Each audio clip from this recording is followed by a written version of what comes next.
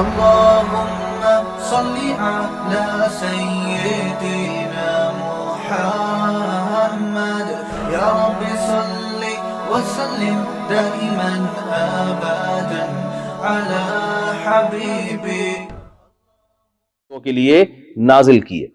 تمہیں روٹی کی اتنی ضرورت نہیں ہے, تمہیں جاپان کی نیشنلٹی کی اتنی ضرورت نہیں ہے, تمہیں معاشی ترقی کی اتنی ضرورت نہیں ہے. تمہیں اگر سب سے زیادہ ضرورت ہے تو اس ہدایت کی ضرورت ہے جو اللہ نے آسمان سے نازل کی, جس کے برحق ہونے میں دو رائے نہیں ہو سکتی. اس ہدایت پہ جب تک تم نہیں چلو گے اس وقت تک نہ تم دنیا میں کامیاب ہو سکتے ہو نہ تم آخرت میں کامیاب ہو سکتے ہو. سب سے زیادہ ضرورت ہے اس کی. پھر سوال وہیں کا وہیں آگے کھڑا ہو جائے گا, بھائی یہ کیسی باتیں کر رہا ہے اللہ تعالیٰ اور کیسی باتیں کر رہا ہے قرآن. کیوں ضرورت ہے بھائی؟ اگر ضرورت ہوتی تو یہ لوگ چلتے, یہ تو نہیں چل رہے. ان کی ساری ضرورتیں بولو نا پوری ہو رہی ہیں, ان کی تو ساری ضرورتیں پوری ہو رہی ہیں, خوشحال زندگی ہے, وزن بھی ان کی مینٹین. اور ہمارے یہاں قرآن و سنت کے نام پہ تیجا 40واں کھا کھا کے ہم گول ہوتے جا رہے ہیں. بالکل وہ ہے نا, ہم فراق یار میں گھل گھل کے ہاتھی ہو گئے, اتنے گھلے رستم کے ساتھی ہو گئے. فراق یار کا مطلب یار کی جدائی میں. پہلے زمانے میں یار کی جدائی میں اللہ کی محبت میں لوگ گھل گھل کے کیا ہوتے تھے؟ دبلے. اب ہم الٹے ہوتے جا رہے ہیں, جتنا مذہب کو فالو کرتے ہیں ہمارا ویٹ بڑھنا شروع ہو جاتا ہے. تو دیکھو یہ جو اشکال پیدا ہو رہا ہے نا آپ کو کہ کامیابی اگر قرآن و سنت پر اللہ اس کی باتوں پر عمل کرنے میں ہوتی تو یہ لوگ زیادہ کامیاب ہوتے. یہ سوال اس لیے آپ کے ذہن میں آ رہا ہے کہ کامیابی کی ڈیفینیشن آپ کو معلوم نہیں ہے. آپ غلط چیز کو کامیابی سمجھ بیٹھے ہو. آپ کامیابی کس چیز کو سمجھ بیٹھے ہو؟ غلط چیز کو. اللہ تعالیٰ یہ بات بھی آپ کے دماغ سے نکالتے ہیں کہ جس چیز کو تم کامیابی سمجھ رہے ہو وہ حقیقت میں کامیابی نہیں ہے. یہ دنیا ہے مسافر خانہ. حالت سفر میں آپ کو اگر بزنس کلاس مل جائے اس کو کامیابی نہیں کہتے.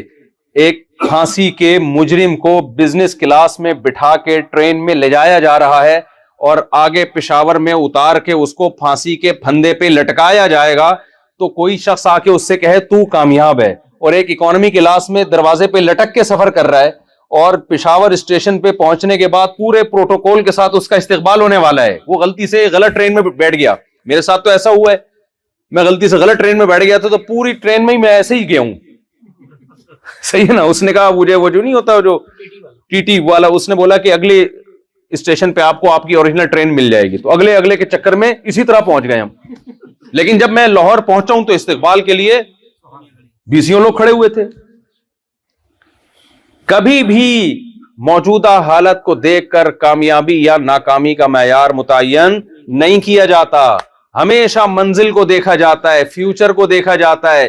جس کا فیوچر اچھا ہے وہ کامیاب ہے, جس کا فیوچر برا ہے وہ ناکام ہے. اب یہ فیوچر کیا ہے بھائی؟ آپ کہہ سکتے ہیں بھائی فیوچر کا تو کسی کو کچھ بھی پتا نہیں ہے. ہم تو ابھی حالت دیکھیں گے نا. آپ کے ہاں کوئی بچی کے لیے کوئی بندہ آیا رشتہ لے کے, آپ کہتے ہیں بیٹے کیا کماتے ہو؟ وہ کہتے ہیں ابھی تو کچھ نہیں کما رہا, فیوچر میں 1 کروڑ روپے کماؤں گا. دوسرا آیا, بیٹا کیا کماتے ہو؟ 1 کروڑ روپے کما رہا ہوں, فیوچر کا کچھ پتا نہیں ہے. کس کو دو گے؟ جو کما رہا ہے. بھائی کیا خیال ہے؟ یہاں ایک سیکولر اور لبرل لوگ دماغ میں ایک وسوسہ ڈالتے ہیں, ابے فیوچر کس نے دیکھا ہے بھائی؟ یہ مولوی لوگ فیوچر کی باتیں کر کر کے تمہاری 4 شادیاں کرا دیتے ہیں اور تمہیں جنت کے لالچ دے دے کے تمہارا بیڑا غرق کرا دیتے ہیں. نہ دنیا کے رہتے اور مرنا تو سب نے ہے, تو فیوچر کا کیا پتا یار کیا ہوگا. حال کو دیکھو ابھی کون خوشحال ہے اور کون بدحال ہے, اس کو دیکھو. فیوچر کی ایسی کی تیسی. پھر یہی مثال ہو سکتا ہے دے دیں بھائی, ایک ابھی کما رہا ہے یار. اب میں کہوں پاکستانیوں کا فیوچر بہت اچھا ہے لہذا ہم جاپانیوں سے زیادہ کامیاب ہیں, کوئی مان لے گا اس بات کو؟ بولے گا پتہ نہیں اس سے بھی بدتر نہ ہو جائے جو ابھی چل رہا ہے. ہو سکتا ہے اس سے, اللہ کرے اس سے اچھا ہو جائے, امید پہ دنیا قائم ہے. حال دیکھا جاتا ہے بھائی. تو یہ بات بالکل درست ہے کہ فیوچر کا کیا پتا, لیکن وہی ہم پرانی مثال کی طرف آتے ہیں, جہاں فیوچر کا یقین ہو اور اس یقین پہ دلائل قائم ہو کہ جس کا حال اچھا ہے, اگر اس نے اللہ کو ناراض کر کے زندگی گزاری, دلائل سے یہ بات ثابت ہو جائے کہ اس کا فیوچر اچھا نہیں ہے. دیکھو کورٹ نے فیصلہ کر دیا کہ اس کو سزائے موت ہے, اب اس کے بارے میں کوئی کہہ سکتا ہے کہ اس کے فیوچر کے بارے میں ہم کنفرم نہیں ہیں, کیونکہ 1 کروڑ روپے کما رہے ہیں نا. یہ وہی 2 بندوں کی مثال دے دیتا ہوں جو رشتہ لینے کے لیے آئے تھے. ایک کما رہا ہے 1 کروڑ ابھی, اور ایک کہہ رہا ہے کچھ پتا نہیں بھائی, ہو سکتا ہے فیوچر میں 1 کروڑ روپے کما لوں, میرے پاس ڈگریاں ہیں, سند ہے, ایجوکیشن ہے, فیوچر میں کما سکتا ہوں, لیکن حاضر سروس نہیں ہوں ابھی میں. آپ دو گے اس کو جو ابھی کما رہا ہے, لیکن وہ جو تھا نا جو ابھی نہیں کما رہا, اس نے ڈاکومنٹس نکال کے دکھائے, کورٹ کا فیصلہ آپ کے سامنے رکھ دیا کہ یہ جو کما رہا ہے نا سر, اس کو سزائے موت سنائی جا چکی ہے, یہ کورٹ کا فیصلہ ہے لکھا ہوا. سمجھ میں آ رہی ہے بات؟ یہ دیکھ لیں, یہ اخبار کا ساشا ہے, اس میں اس کا نام ہے, اخبار میں شائع ہوا ہے کہ اگلے سال اس کو لٹکا دیا جائے گا. اب آپ اس کے حال کو دیکھ کے اس کو کامیاب مانو گے؟ اب آپ کہو گے چونکہ حال بہت اچھا ہے, فیوچر کا تو کسی کا کوئی پتہ نہیں. نہیں بھائی, کسی کا کوئی پتہ نہیں, اس کا پتہ ہے کہ یہ لٹکے گا, ٹھیک ہے نا, اور اس کی ڈگریاں دیکھ کے پتہ ہے کہ یہ یقیناً کل 1 کروڑ روپے کمائے گا. یہ تو جن کو اللہ کی آیات پہ یقین ہے, جب اللہ نے یہ بات کہہ دی قرآن مجید میں کہ یہ دنیا مسافر خانہ ہے, یہ دنیا رہنے کی جگہ نہیں ہے. قرآن کیا کہتا ہے, کامیابی کا معیار کیا ہے. اب اللہ کی بات پہ ہم یقین کیسے کریں, وہ میں اس کی طرف آتا ہوں. بھی آپ کہہ سکتے ہیں کہ پتہ نہیں اللہ نے کہا بھی ہے کہ نہیں کہا, کیا خیال ہے بھائی؟ یہ تو عیسائی کہتے ہیں کہ تورات نے, انجیل نے سچ کہا, یہودی کہتے ہیں تورات نے سچ کہا, اور ہندو اپنی کتابوں کو پیش کرتے ہیں, سب نسبت کوئی بھگوان کی طرف کر رہا ہے, کوئی گاڈ کی طرف کر رہا ہے, کوئی اللہ کی طرف کر رہا ہے. تو ہو سکتا ہے سارے سیاسی نعرے ہوں یہ, تو ہم کمپیئر کرتے ہیں بھائی یہ اللہ کی بات اور باقی کتابوں کی باتوں میں کتنا فرق ہے.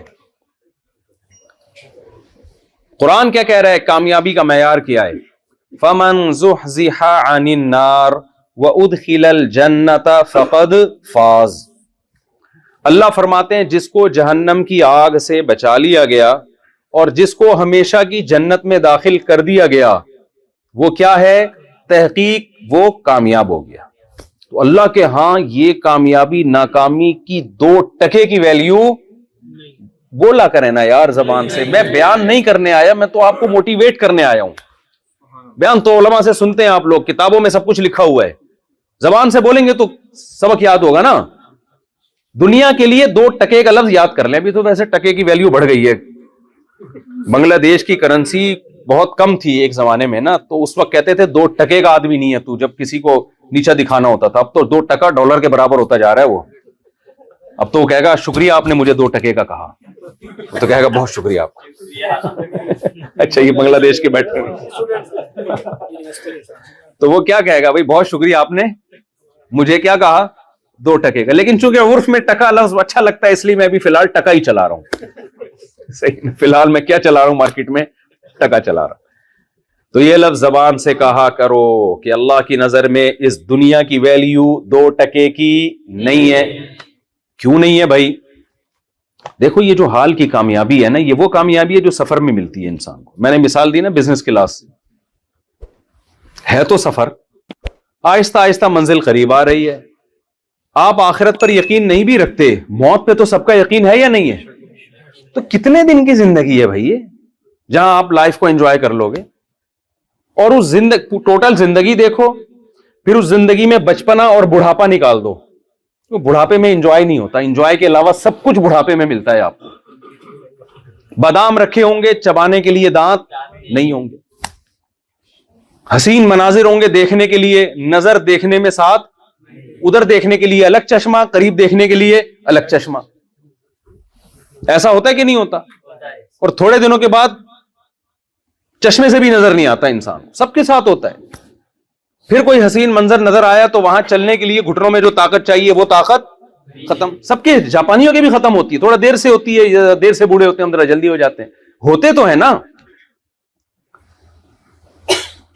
تو یہ اتنی جلدی دنیا ختم ہوتی ہے, اتنی جلدی دنیا ختم ہوتی ہے کہ نبی صلی اللہ علیہ وسلم نے ایک مثال دی ہے میں مثال سے پہلے ایک اور مثال سے بات سمجھاتا ہوں. میں اکثر بیانات میں ایک مثال دیتا ہوں بھائی. یہ مثال کراچی میں بہت اچھی طرح پنجاب اور کراچی میں سمجھ میں آئے گی. ایک بندہ آپ کے پاس لینڈ کروزر لے کر آیا اور کہتا ہے میں آپ کو یہ 50,000 روپے کی بیچ رہا ہوں, 0 میٹر لینڈ کروزر. آپ تو خوشی سے کیا ہو جاؤ گے, بے ہوش. یار 50,000 2 ٹکے کی نہیں ہے یہ گاڑی, اتنی زبردست گاڑی 2 ٹکے میں مل رہی ہے. خوش ہو جاؤ گے نا آپ چیک کرو گے اس کی سیٹیں کیسی ہیں, اس کا اسٹیئرنگ کیسا ہے, کلچ گیئر سب. آپ کو شک ہوگا یار کوئی سے تو نہیں کوئی 2 نمبر چیز لگا کے لنڈے کا مال لگایا ہوا اس نے. ہر لحاظ سے آپ چیک کر رہے ہو بھائی سب کچھ کیا ہے اوکے. آپ پاگل ہو جاؤ گے یار, تو بڑی ٹائٹ چیز ہے. آپ فوراً سودا پکا کرو گے. آپ کے پاس اگر 50,000 نہیں ہے نا, آپ کسی سے ادھار لو گے. اچانک اس نے آپ کے کان میں ایک بات کہا کہ یار اس میں ایک چھوٹا سا فالٹ ہے, بہت ہی معمولی سا. سیٹیں اوریجنل ہیں, جاپانی سیٹیں, اسٹیئرنگ بھی کیا ہے جاپانی ہے, گاڑی فل جاپانی ہے, چھوٹا سا فالٹ ہے. آپ کو ایک دم آپ جذباتی ہو جاؤ گے, بھائی جلدی بتا. کہیں گے بھائی یہ نمبر پلیٹ جعلی ہے. یہ کیا ہے نمبر پلیٹ؟ آپ پتہ کیا کرو گے, آپ بولو گے بھائی 50,000 روپے میرے سے لے لے اور میری جان بولو چھوڑ. کیونکہ وجہ کیا ہے اس کی؟ وجہ اس کی ہے کہ 50,000 روپے گاڑی لے کے جب آپ نکلو گے, ہر پولیس والے سے آپ کو کیا لگے گا, ڈر. یار اس نے ابھی مجھے ہاتھ دے کے روکا اور میں گیا جیل میں, گاڑی بھی گئی اور اس پلیٹ کو لے کے میں کیا کروں گا میں. آپ کہو گے خالی یہ پلیٹ 50,000 کی دے دے, گاڑی تو لے لے, شاید یہ پلیٹ کسی اسکریپ میں کسی کام میں آ جائے, یا کسی اور جعلی گاڑی کے لگانے کے کام آ جائے. گاڑی کی 2 ٹکے کی ویلیو آپ کی نظر میں نہیں رہے گی. کیوں؟ آپ کو ہر وقت خوف ہوگا, شاید یہ پولیس والا مجھے گھور گھور کے دیکھ رہا ہے, شاید یہ مجھے دیکھ رہا ہے, شاید یہ خوف ہی آپ کو ڈپریشن کا مریض بنا دے گا. دنیا کی جتنی چمک دھمک ہے, جتنی بلڈنگیں, جتنا کچھ عیاشی کا اللہ نے دنیا میں سامان پیدا کیا ہے, اس پہ ایک نمبر پلیٹ لگا دی ہے. وہ نمبر پلیٹ ہے فنا. یہ فنا ہونے والی ہے, یہ چیز ختم ہونے والی ہے, یہ تم سے چھن جانے والی ہے. یہ ایک ایسی چیز ہے, اب انسان کو ہر وقت خوف رہتا ہے لاشعور میں. وہ کتنا ہی اس خوف کو دل سے نکالے لیکن وہ خوف اسے کھاتا ہے. یار میری یہ دولت چھن سکتی ہے, میری یہ صحت چھن سکتی ہے, میری عیاشی چھن سکتی ہے. یہ خوف انسان کو ڈپریشن میں, سٹریس میں لے کے جاتا ہے. یقین نہ آئے تو دیکھ لیں, دنیا کی عیاش ترین قومیں جن کے پاس ٹینشن کی کوئی چیز نہیں ہے, سب سے زیادہ ٹینشن انہی ملکوں میں پائی جائے گی. کیوں؟ کچھ خوف ایسے ہیں جو گورنمنٹ کے اختیار میں نہیں ہے. گورنمنٹ لوگوں سے وہ خوف چھین نہیں سکتی. ابھی زلزلہ آیا نا جاپان میں, کیا گورنمنٹ شیورٹی دے سکتی ہے کہ زلزلہ کبھی نہیں آئے گا؟ بولو نا, کیا ہو گیا بھائی؟ یہ ہو سکتا ہے کیا؟ کیا سونامی طوفان سے گورنمنٹ بچا سکتی ہے لوگوں کو؟ کووڈ-19 جب آیا کروڑوں لوگوں کی جان لے کر گیا ہے. کس قدر خوف. یہ خوف وہی کسٹم والی نان پیڈ کسٹم جو گاڑی ہے نا اس کی طرح ہی ہے. ہر وقت کیا ہوگا؟ خوف. آپ لاشعور میں, یہ ختم ہونے والا ہے, یہ ختم ہونے والا ہے, یہ ختم ہونے والا ہے. اس دنیا میں سکون سے وہی رہ سکتا ہے جو اس کو پہلے سے مسافر خانہ سمجھ لے اور یہاں کی کامیابی کو کامیابی نہ سمجھے, یہاں کی ناکامی کو ناکامی نہ سمجھے. اس کو مسافر خانہ سمجھ کے تو انجوائے کیا جا سکتا ہے میرے بھائی. اس کو اگر اصل جگہ سمجھ لی تو انجوائمنٹ کے علاوہ آپ کو دنیا کی ہر چیز ملے گی.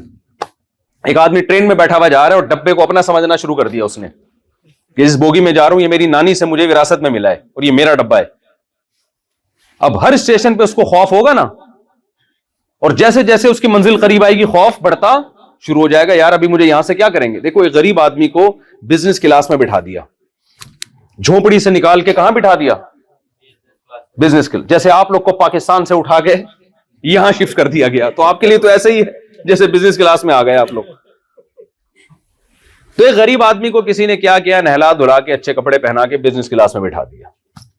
اب وہ اس کو بڑا مزہ آیا, اے سی کی ہوائیں آ رہی ہیں, بٹن دبا رہا ہے, کولڈ ڈرنک آ رہی ہے. کراچی پاکستان میں کمی آتی ہیں لیکن آنی چاہیے بہرحال. بٹن دبایا, بریانی آ گئی. بزنس کلاس میں تو اصول ہے یہ, جو منگوا رہے ہو آئے جا رہا ہے. اب اس کو اتنی محبت ہو گئی اس ڈبے سے, اس بوگی سے, وہ کہہ رہا ہے یار یہ جگہ چھوڑنے کی نہیں ہے. اور وہ جو اسٹیشن پہ کھڑے ہوئے ہیں نا شربت بیچ رہے ہیں, گنے کا جوس بیچ رہے ہیں, ان کو ناکام سمجھنا شروع کر دیا. یار ان کی کوئی زندگی ہے, پریزنٹ دیکھو, حال دیکھو, فیوچر مت دیکھو. میرا حال کتنا اچھا ہے, کیسے 3 پیس سوٹ ٹائی میں بیٹھا ہوا ہوں, اور یہ نہیں پتا تجھے زکوٰۃ میں ملا ہے میرے بھائی, آگے جا کے چھین لیا جائے گا. اور کیسے میں بزنس کلاس میں لائف کو انجوائے کر رہا ہوں. انجوائے نہیں کر رہا تو اس لیے کہ تو نے اس کو اپنا ڈبہ سمجھنا شروع کر دیا ہے. بے وقوف آدمی, جیسے جیسے منزل قریب آئے گی تجھے وہ جھونپڑی یاد آنا شروع ہوگی کہ تھوڑے ہی ٹائم رہ گیا, 1 اسٹیشن 2 اسٹیشن 3 اسٹیشن. یہ لوگ جو خوش ہو رہے ہیں نا 2024, اندر سے خوش نہیں ہو رہے, اوپر سے خوش ہو رہے ہیں. اندر سے پتہ ہے 1 سال زندگی کا اور ختم ہو گیا, اندر سے تو گھل رہے ہوتے ہیں. یار یہ کیا ہو رہا ہے, اس کو روکو. یہ کیوں آ گیا 2024؟ نہیں آنا چاہیے تھا. جتنے لوگ جنہوں نے 2024 میں خوشیاں منائی ہیں, آپ ان سے اگر مشورہ لیتے کہ ہمارے اللہ میاں سے تعلقات ہو گئے ہیں, اللہ نے کہا ہے کہ اگر تم لوگ سب اکثریت اس کو ووٹ دیتے ہو کہ 2023 پہ آ کے رک جائے, 24 نہ آئے, تو تم کیا چاہتے ہو؟ سب کس بات کو ووٹ دیں گے کہ نہ آئے, اس کو ڈیلے کر دو بھائی. تو جس چیز کو آپ ڈیلے کرنا چاہتے ہو اس پہ ناچ کیسے رہے ہو؟ تو یہ مصنوعی خوشی ہے, یہ نیچرل نہیں ہے. یہ دیکھو, خوش ہونا الگ چیز ہے, خوشی منانا بالکل ایک الگ چیز ہے. انسان کے لیے سکون کس چیز میں ہے؟ جو اس کی نیچرل لائف ہے. اس کے علاوہ انسان کو سکون نہیں مل سکتا. جیسے صحت آپ کو دیسی غذاؤں میں ملے گی. اب تو گورے بھی دیسی گھی کھا رہے ہیں. آپ کو پتا ہے پاکستان سے اب دیسی گھی ایکسپورٹ ہونا شروع ہو گیا ہے. انہوں نے کہا بھائی یہ دیسی گھی جو ہے نا, یہ کولیسٹرول نہیں بڑھاتا آپ کا. پہلے کیا کہتے تھے ڈاکٹر, کسی بھی قسم کا گھی مت کھاؤ کہتے تھے نا. اب ڈاکٹر کیا کہہ رہے ہیں, بھائی دیسی گھی کھا سکتے ہو, جو دوسرے گھی آ رہے ہیں نا وہ نہیں کھاؤ. آپ ہر چیز میں کس طرف آ رہے ہیں ہم؟ آرگینک کی طرف آ رہے ہیں. تو جیسے مادی چیزوں میں دیکھیں آرگینک کی طرف کیوں آ رہے ہیں, اس کی میں ایک لاجک پیش کرتا ہوں.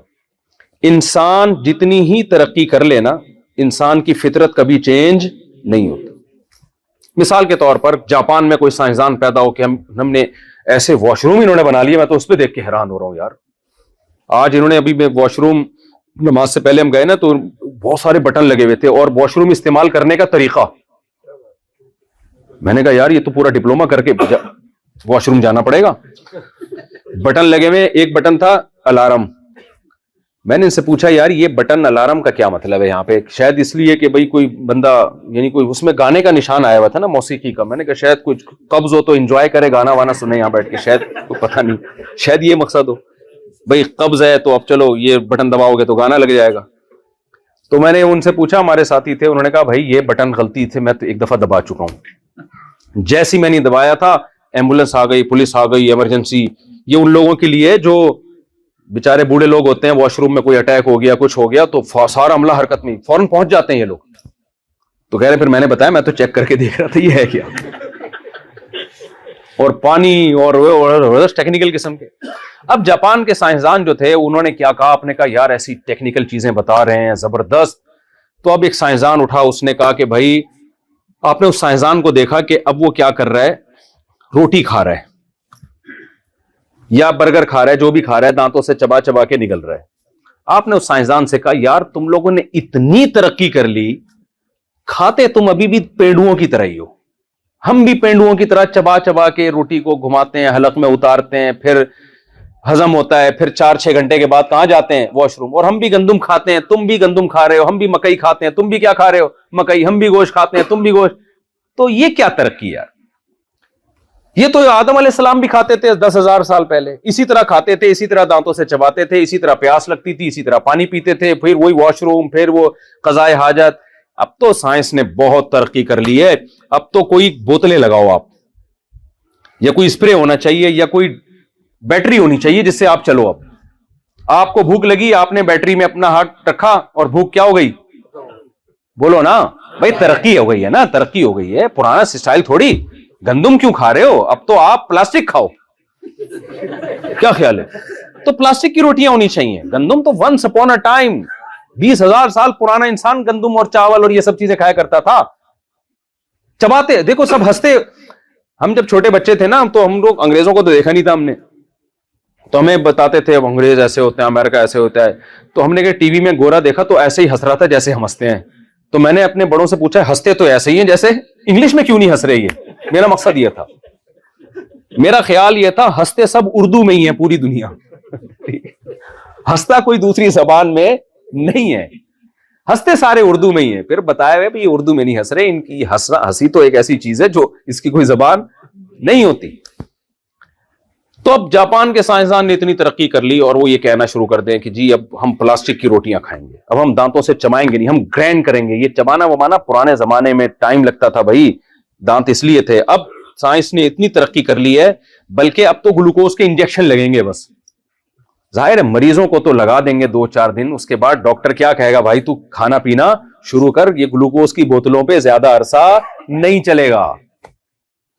کیوں بھائی، کیا وجہ کیا ہے؟ سائنس نے اتنی ترقی کر لی، ابھی بھی گندم کھانی ہے، ابھی بھی مکئی کھانی ہے، ابھی بھی جو کھانی ہے، ابھی بھی گوشت کھانا ہے، دانتوں سے چبانا ہے، وہی پروسیس جو 20,000 سال پہلے تھا، پھر یوں کر کے پیٹ میں وہ کھانا جائے گا، پھر وہ ہضم ہوگا، پھر آپ کو واش روم جانا پڑے گا۔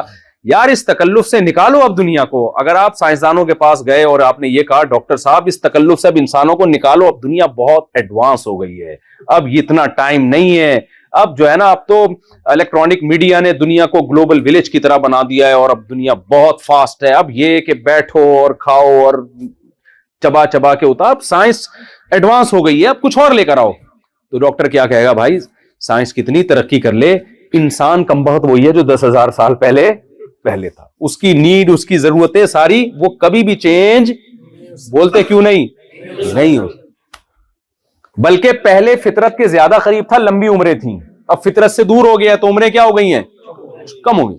بلکہ کہے گا آپ کو ڈاکٹر کہے گا کہ بھائی آپ جتنی مرضی ترقی کر لو لیکن لائف اسٹائل جتنا پرانے زمانے کے انسان کے مطابق ہوگا اتنا اچھا ہوگا۔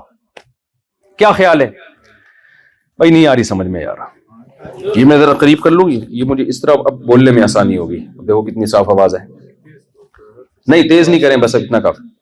تو مجھے ایک بات بتائیں، جو ماہر ڈاکٹر ہے وہ کیا کہے گا کہ بھائی سائنس کتنی ترقی کر لے، آپ کا جو خوراک کا اور رہن سہن کا اسٹائل جتنا قدیمی طرز پہ ہوگا اتنا زیادہ آپ کی صحت اچھی ہوگی۔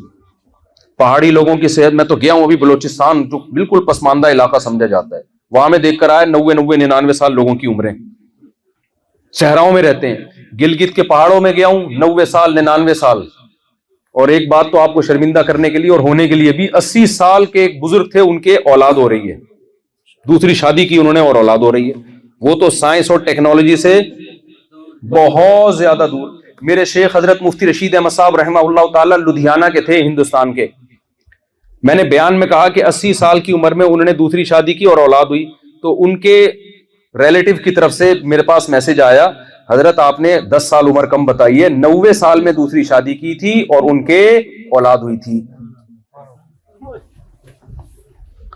اب شرمندگی اگر ہو رہی ہے تو پھر کسی اور، ابھی تو میرے بیان کو فوکس کریں، ٹھیک ہے؟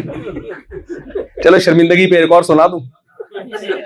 طائف میں نا، طائف یہ جو سعودی عرب کا ہے نا طائف، یہ میں بتا رہا ہوں کہ صحت میں جتنی قدیمی طرز زندگی ہوگی اتنا آپ کی صحت کیا ہوگی، اچھی ہوگی۔ تو یہ میں سمجھانا یہ چاہ رہا ہوں کہ اسی طرح میرے بھائی جو فطرت ہے نا، جس پہ اللہ ہمیں چلانا چاہ رہے ہیں، جس سے ہم جدید اس زندگی کی وجہ سے اس فطرت سے دور ہو گئے ہیں، تو ہماری روحانی زندگی بھی اسٹرانگ اور سکون اور مینٹلی بھی ہم اسٹرانگ اسی وقت ہوں گے جب اسی فطرت پہ چلیں جو صدیوں پہلے آدم علیہ السلام کو اللہ نے جو فطرت دی تھی، جو راستہ دیا تھا، موسیٰ علیہ السلام کو، داؤد علیہ السلام کو، سلیمان علیہ السلام کو، محمد صلی اللہ علیہ وسلم کو، جو اللہ نے راستہ بتایا قرآن میں اور حدیثوں میں جو راستہ ہے، اسی پہ چلیں گے تو سکون ملے گا آپ کو۔ ادروائز سکون کے علاوہ آپ کو سب کچھ مل جائے گا، سکون نہیں ملے گا آپ کو۔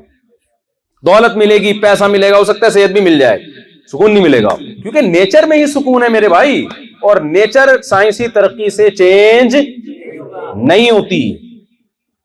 تو میں وہ آگے واقعہ تو سنا دیتا ہوں۔ وہ طائف میں نا ہمارے استاذ تھے، وہ طائف جو مکہ مکرمہ کے قریبی شہر ہے نا سعودی عرب میں، وہاں کے قاضی ہیں، سعودی عرب کے جج ہیں، بوڑھے جج تھے۔ تو ہمارے استاذ نے ان سے پوچھا کہ حضرت آپ اتنے سالوں سے کیسز نمٹا رہے ہیں، تو کوئی بڑا ہی انوکھا واقعہ آپ کی زندگی میں آیا ہو تو بتائیے۔ اس کا ایکو اگر ختم کر دیں تو بہت اچھا ہوگا۔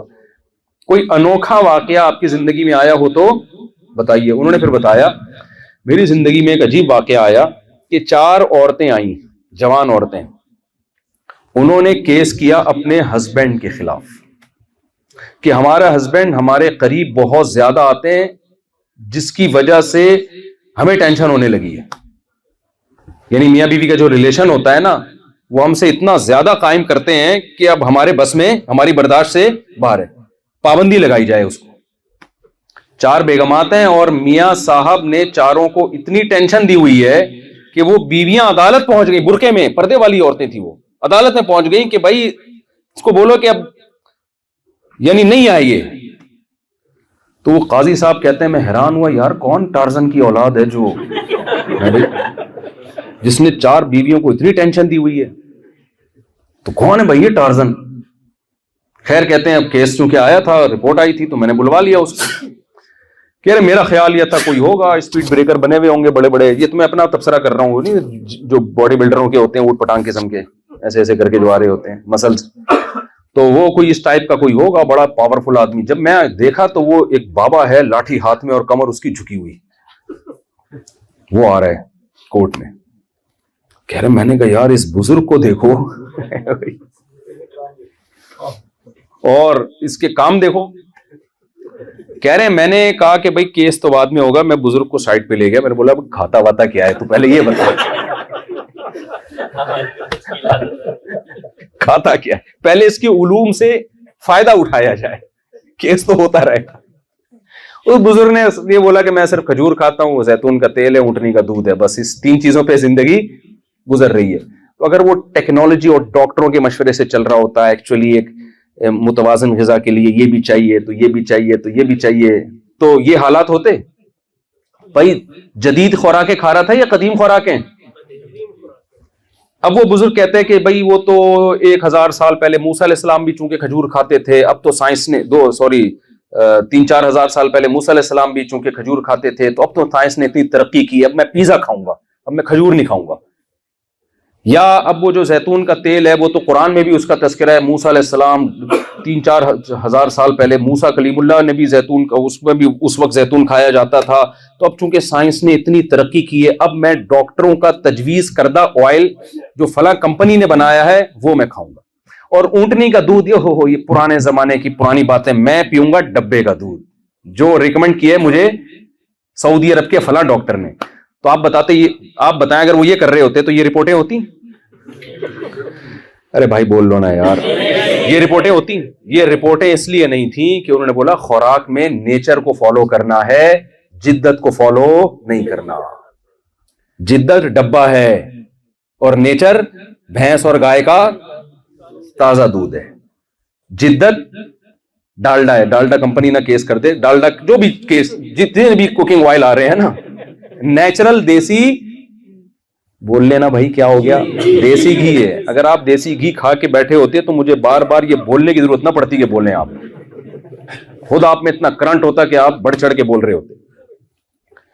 تو دیکھو میرا مقصد ان واقعات سے واقعات سنانا نہیں ہے, میرا مقصد یہ بتانا ہے کہ جیسے صحت کے معاملے میں نیچر سے انسان بغاوت کرے تو صحت مند نہیں رہ سکتا, تو جیسے مادی صحت میں اس طرح مینٹلی صحت جس کو ہم سکون اور اطمینان کہتے ہیں, اس میں بھی اگر فطرت سے بغاوت کرو گے تو کبھی بھی سکون نہیں ملے گا. اب فرق کیا ہے مادی صحت میں اور روحانی اور مینٹلی صحت میں؟ فرق یہ ہے کہ مادی صحت کا تعین کرنے میں زیادہ ٹینشن نہیں ہوتی, پتہ چل جاتا ہے, اللہ نے خود ہی انسان کو بتا دیا ہے یہ کھاؤ یہ نہیں, ہمیشہ سے کھاتے آ رہے ہیں نا لوگ کیا کھانا ہے کیا نہیں کھانا. لیکن یہ جو صحت جو ہماری روحانی زندگی کے لیے اور مینٹلی ہیلتھ کے لیے ضروری ہے, یہ پیغمبروں کے بتائے بغیر خود سے انسان سمجھ نہیں سکتا, خود سے نہیں فیصلہ کر سکتا کہ صحیح کیا ہے غلط کیا ہے. اگر انسان کی عقل پہ ڈال دیا جائے نا تو قیامت تک یہی فیصلہ نہیں کر سکتا کہ زنا اچھی چیز ہے یا نکاح اچھی چیز ہے, اگر عقل پہ فیصلہ کر دیا جائے. اگر عقل پہ ڈال دیا جائے اس کو نہیں پتا چلے گا کہ ماں باپ گھر میں رکھنے کی چیز ہے یا اولڈ ہاؤس میں جمع کرانے کی چیز ہے. یہ ڈیبیٹ ہوگی اور یہ مسئلہ پینڈنگ میں چلا جائے گا. عقل نہیں فیصلہ کر سکتی کہ شراب بری چیز ہے یا اچھی چیز ہے. آپ دلائل کے انبار لگا دیں, ایک شخص کہے گا بری چیز ہے پی کے نشہ آتا ہے, دوسرا کہے گا یہی تو اچھائی ہے کہ پی کے نشہ آتا ہے, یہی تو اچھائی ہے, نشہ آتا ہے آدمی غموں کو بھول جاتا ہے, تو جو چیز غم بھلا رہی ہے بری کیسے ہو سکتی ہے؟ آپ اس پہ ڈیبیٹ کر کے سمجھائیں کہ بھائی اگر نشہ دیکھو قتل ہو جاتے ہیں تو بھائی اتنا کہتے ہیں پھر لمٹ میں پیو, زیادہ مت پیو, قانون سازی ہونی چاہیے. 20 دلائل دیے جا سکتے ہیں شراب کو لیگل کرنے کے, اچھا قرار دینے کے. اگر انسانوں پہ ڈال دیا جائے. آج کل ہومو سیکسولیٹی کی پوری دنیا میں تحریکیں چل رہی ہیں نا. 1990 تک امریکہ میں اس کو نفسیاتی بیماری سمجھا جاتا تھا, دماغی بیماری ہے, یہ پاگل ہے وہ آدمی جو ان چیزوں میں پڑتا ہے. آج اس کو دنیا کیا کہہ رہی ہے, موٹیویٹ کر رہی ہے, جائز ہے بھائی. تو عقل نہیں فیصلہ کر ہر چیز میں نہیں, کچھ چیزوں میں تو کر سکتی ہے, ہر چیز میں عقل فیصلہ نہیں کر سکتی. تو اللہ نے انسانوں کو انسانوں کی عقل پہ نہیں چھوڑا ہے. اللہ نے پیغمبروں کو دنیا میں بھیجا ہے جو ان کو یہ بتائیں گے یہ نیچرل ہے اور یہ نیچرل نہیں ہے, یہ فطرت ہے, یہ غیر فطری ہے, تاکہ لوگ اپنی عقل کا غلط استعمال کر کے, کیونکہ انسان جب عقل استعمال کرتا ہے اس میں بعض دفعہ اس کی خواہشات کا غلبہ ہوتا ہے, خواہشات اس کو غلط رخ پہ لے کے جا رہی ہوتی ہیں. مثال کے طور پر کچھ لوگ کراچی میں پائپ کے اندر بیٹھے ہوئے سٹا لگا رہے ہیں, ہیروئن پی رہے ہیں, گندے میلے کپڑے, کوئی وہاں پڑا ہوا ہے کوئی وہاں پڑا ہوا ہے. عقل کیا کہتی ہے, دیکھتے ہی فوراً کہ بھائی یہ چیز پینے کی نہیں ہے, لیکن خواہشات انسان کی عقل پہ غالب آتی ہیں. اگر عقل کافی ہوتی تو پھر ہر ہیروئنچی کو اس کی عقل نے کیوں نہیں روکا, یہ کیوں پڑے میں پائپ کے اندر ہیروئن پی پی کے مر رہے ہیں؟ وجہ کیا ہے کہ ان کی خواہشات نے ان کی عقل کو بیوقوف بنایا. انہوں نے کہا یار 2-4 سٹے لگانے سے کچھ نہیں ہوتا, یا کوئی غم ان کو دنیا میں آئے, انہوں نے کہا کہ پی لیں گے تو وہ غم کیا ہو جائیں گے. حالانکہ اللہ نے غم کا جو علاج بتایا ہے وہ سٹے یا شراب نہیں بتایا. اللہ نے یہ بتایا کہ مسافر خانہ ہے, کبھی بس میں انسان لٹک کے چلا جاتا ہے اور کبھی اس کو اچھی سیٹ مل جاتی ہے. سفر کی ٹینشنوں کو بڑی ٹینشن نہیں سمجھا جاتا. یہ اللہ نے غم کا علاج بتایا. آپ غم کا علاج تلاش کر رہے ہو عیاشی میں, خودکشی میں, اور نفسیاتی ڈاکٹروں کے پاس تلاش کر رہے ہو. ہمارے پاس تو خود نفسیاتی ڈاکٹر آئے ہیں, ایسی ایسی ٹینشن ہے ان کو کہہ رہے ہیں یار ہم لوگوں کا کاؤنسلنگ کرتے تھے, آج خود ڈپریشن میں گئے ہوئے ہم. کیونکہ جو دنیا کو مسافر خانہ نہیں سمجھے گا میرے بھائی, اس کے پاس کوئی گولی نہیں ہے جو آپ کی ڈپریشن, وہ وقتی طور پر تو ہو جائے گا فائدہ, ورنہ حقیقت میں کوئی علاج نہیں ہے اس کے پاس. تو کیا کہہ رہا تھا میں, وہ بات ہی دماغ سے نکل. ایک مثال نہیں وہ بھی ایک مثال دے رہا تھا میں, ادھر کو کیسے پلٹ گیا. سر وہ مفتی سے قاضی صاحب, نہیں وہ تو پرانا قصہ ہو گیا نا, وہ جو بزرگ آئے تھے کمر جھکی ہوئی تھی, وہ تو میں نے کھجور کے فضائل بتا رہا تھا آپ کے سامنے. تو خیر, تو جب تک یہ ڈپریشن, اور ہاں میں یہ کہہ رہا تھا کہ اسلام نے جو آپ کو بتایا ہے وہ نیچرل ہے. ہاں میں ہیروئنچیوں کی مثال دے رہا تھا, چلو ہیروئنچیوں میں ایسا کھو گیا تھا نا میں کہ وہ بھول ہی گیا میں, کیونکہ ہمارے یہاں ہیروئنچی الحمدللہ بہت ہیں. تو اب آپ کیا کرو گے اگر آپ عقل سے فیصلہ, وہ ہیروئنچی کو جب پتا تھا کہ اس نے بہت سے ہیروئنچیوں کا انجام دیکھا ہے نا, پھر بھی کیوں جا رہا ہے. شہوات اور خواہشات کیا کرتی ہیں, انسان کی عقل کو کیپچر کر لیتی ہیں. تو دنیا میں یہی ہو رہا ہے. ہومو سیکسولیٹی کیوں عام ہو رہی ہے, اس لیے کہ جو اس برائی میں پڑ گئے, اب ان کو بجائے اس کے کہ عقل استعمال کر کے اس برائی کو چھوڑیں, تو خواہشات نہیں چھوڑنے دیتی, انہوں نے اسی کو کیا کر دیا, لیگل. ہر برائی کے پیچھے خواہشات ہوتی ہیں جو آپ کو مس گائیڈ کر کے اندھیروں میں ڈال. خودکشی کرنے والا خودکشی کیوں کرتا ہے, اس کی بھی تو عقل کہہ رہی ہے کہ یار اتنی ٹینشن میں رہنے کا فائدہ کیا, اور جا کے اپنی جو زندگی جو سب سے بڑی نعمت ہے, جس کو بچانے کے لیے کروڑوں اربوں روپے لوگ خرچ کر دیتے ہیں, وہ اپنے ہاتھ سے اس زندگی کو تباہ کر رہا ہوتا ہے, اپنے ہاتھ سے برباد کر رہا ہوتا ہے. تو اس لیے اللہ نے انسانوں پہ رحم کیا. اللہ نے انسانوں کو پیدا کر کے انسانوں کی عقل کے حوالے نہیں کیا. یہ نہیں کہا کہ بے عقل بن جاؤ, نہ. اللہ نے عقل کو صحیح رہنمائی دی کہ عقل ان اصولوں کی روشنی میں استعمال ہوگی, کیونکہ اسلام جتنا عقل استعمال کرنے کا حکم دیتا ہے نا, اتنا کوئی مذہب عقل استعمال کرنے کا حکم نہیں دیتا. لیکن اسلام اس عقل کو میں رہنمائی کرتا ہے کہ غلط سے یہ خواہشات سے مغلوب نہ ہو جائے. تبھی قرآن نے کہا افرأیت من اتخذ الہہ ہواہ, بھلا اس شخص کو دیکھا جس نے اپنی خواہشات کو معبود بنا لیا. جو خواہشات کو پہلے رکھتا ہے عقل کو بعد میں رکھتا ہے. تو اللہ تعالیٰ نے ہمیں بتایا کہ بھائی دیکھو میں نے تمہیں جتنی صلاحیتیں دی ہیں ان میں کوئی صلاحیت لامحدود نہیں ہے, تمام صلاحیتیں محدود ہیں. اب ان صلاحیتوں سے فائدہ نہ اٹھانا بھی ظلم, اور اپنی اوقات سے زیادہ ان سے فائدہ اٹھانے کی کوشش کرنا بھی کیا ہے, ظلم ہے. مثال کے طور پر اللہ نے ہمیں آنکھ سے دیکھنے کی صلاحیت دی یا ہاتھوں سے وزن اٹھانے کی صلاحیت دی. اب ہم کوئی چیز اٹھا ہی نہیں رہے ہیں ہاتھ سے, یہ بھی ظلم ہے یا نہیں ہے؟ روٹی کا نوالا بھی نہیں اٹھا رہے ہم, اور یہ سمجھ رہے ہیں کہ اس سے ہمارے ہاتھ میں طاقت آ جائے گی یا ہماری انرجی اسٹور ہو جائے گی. بھائی ایسا کچھ بھی نہیں ہوگا. ہاتھ جو ہے روٹی اٹھاؤ, وزن اٹھاؤ, جہاں ضرورت کی چیز ہے وہاں ہاتھوں کو استعمال کرنا پڑے گا. لیکن آپ نے کیا کیا؟ آپ نے کہا چونکہ میں اپنے ہاتھ سے 10 کلو ویٹ اٹھا سکتا ہوں, لہذا میں اب اس سے پورا یہ جو انہوں نے وہ بنایا ہے نا, پورا جو پل بنایا ہے سمندر کے اوپر, میں جاؤں گا اور ایک ہاتھ سے اوپر اٹھا لوں گا. تو لوگ کیا کہیں گے؟ بھائی یہ پی کے آ گیا, آج تو لگتا ہے زیادہ پی لیے تو نے. جب انسان پیتا ہے تو اس طرح کی باتیں کرتا ہے. آپ دیکھتے ہو, اللہ نے دیکھنے کی صلاحیت دی. ایک آدمی کہتا ہے میں یہاں سے بیٹھے بیٹھے دیوار کے پیچھے دیکھ کے بتاؤں گا. تو لوگ کیا کہتے ہیں؟ بھائی دیکھنے کا مطلب یہ, وہ کہہ رہے میری نظر چونکہ 6x6 ہے لہذا میں تیسرا آسمان دیکھ کے بتا رہا ہوں کہ کہاں ہے وہ. تو لوگ کیا کہیں گے؟ بھائی 6x6 کا مطلب بھی کیا ہے؟ محدود ہے, اتنی نہیں ہو سکتی کہ آپ ایک لمٹ کو کراس کر جاؤ.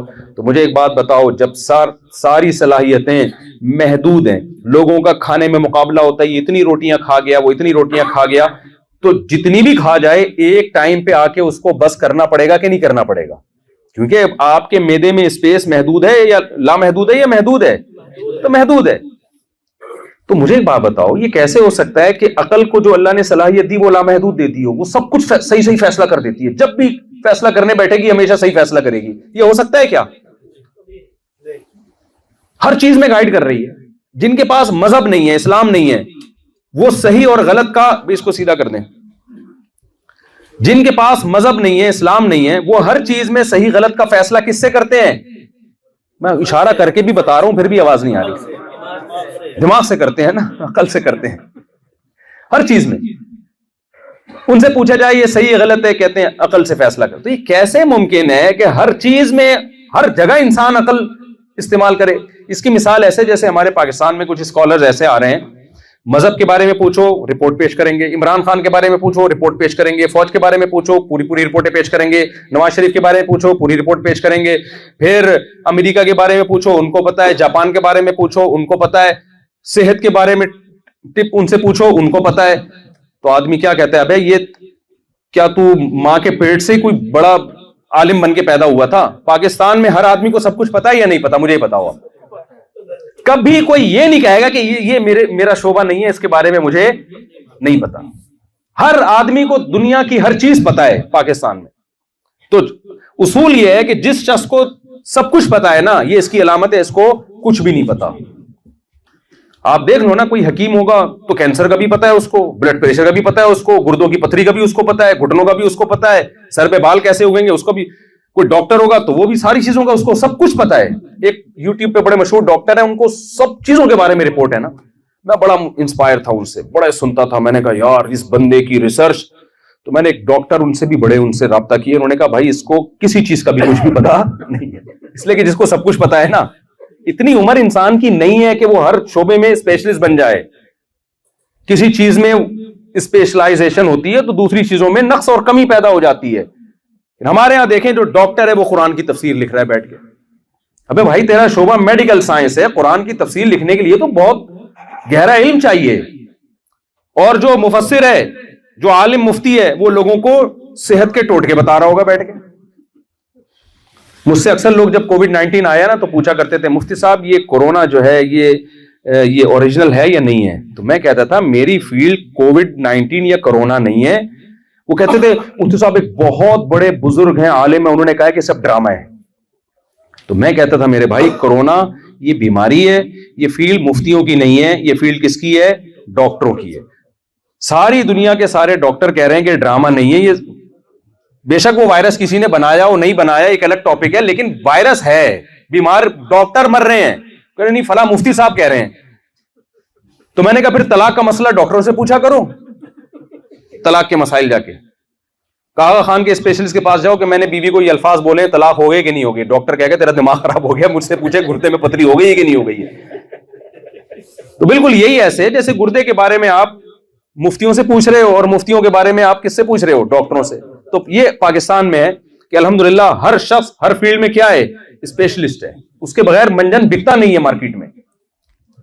تو میں آپ سے یہ عرض کر رہا ہوں، بس بات کو جلدی سے سمیٹ کے ختم کرتا ہوں کہ دیکھو عقل اتنی پاورفل نہیں ہے کہ سب کچھ آپ کو کون بتائے گا، عقل بتائے گی.